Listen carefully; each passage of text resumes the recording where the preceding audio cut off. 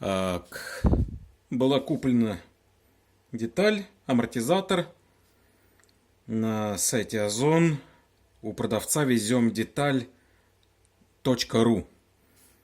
При установке, как всегда, проверить, вообще он сопротивляется. Он сопротивлялся, но была замечена вот такая вот прокладка. Я не знаю, как ее назвать. Она, правда, белее была, в масле руки немного.